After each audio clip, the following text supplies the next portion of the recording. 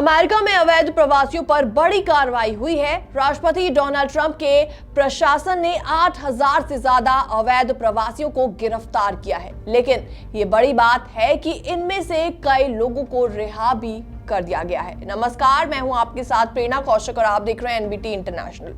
तो आखिर सवाल ये उठता है कि क्यों हो रही है रिहाई।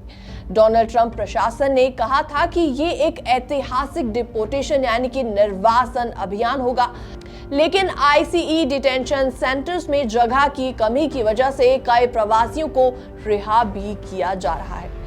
अमेरिकी कानून के तहत किसी को अनिश्चित समय तक डिटेंशन सेंटर में नहीं रखा जा सकता। कुछ देशों ने अपने नागरिकों को वापस लेने से इनकार कर दिया, जिससे आईसीई को मजबूरन रिहाई भी करनी पड़ी। तो ऐसे में सवाल ये भी उठता है कि आखिर कैसे आईसीई इन पर निगरानी कर रहा है।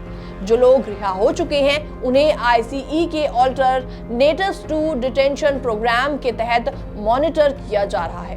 एंकल मॉनिटर यानी कि पैर में पहना जाने वाला जीपीएस ट्रैकर, जी हाँ, रिस्ट बैंड, इसके अलावा रिस्ट बैंड का भी इस्तेमाल किया जा रहा है और इसके अलावा टेलीफोन चेक इन सिस्टम, इसका भी इस्तेमाल ऐसे में किया जा रहा है। डोनाल्ड ट्रंप का वादा है कि कैच एंड रिलीज खत्म होगा।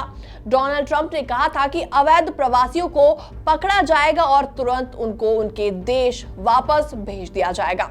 दक्षिण बॉर्डर पर कैच एंड रिलीज लगभग खत्म हो चुका है, लेकिन देश के अंदर गिरफ्तार प्रवासियों के लिए अभी भी जगह की कमी बनी हुई है। ऐसे में कुछ लोगों को रिहा कर दिया गया है। कौन से प्रवासी रिहा हो सकते हैं, ये भी सवाल उठ रहे हैं। तो आईसीई अधिकारी ये तय करते हैं कि किसे डिटेंशन सेंटर में रखना है और किसे रिहा करना है। जो लोग पब्लिक सेफ्टी के लिए खतरा है उन्हें हिरासत में रखा जाता है और उन पर लगातार निगरानी बनी रहती है और गंभीर अपराध करने वाले लोगों को रिहाई नहीं मिलती है। तो ऐसे में कुछ प्रवासियों को मेडिकल कारणों से भी रिहा कर दिया जाता है। अगर कोई अपने बच्चों का इकलौता केयरटेकर है तो उसे भी रिहा किया जा सकता है। वेनेजुएला के प्रवासियों पर भी ऐसे में बड़ा फैसला आया है।